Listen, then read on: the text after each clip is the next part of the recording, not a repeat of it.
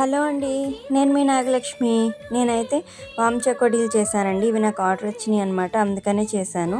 నేను ఎలా చేశానో చూసేద్దాం. వీడియో నచ్చితే లైక్ చేయండి అండ్ సబ్స్క్రైబ్ చేయండి.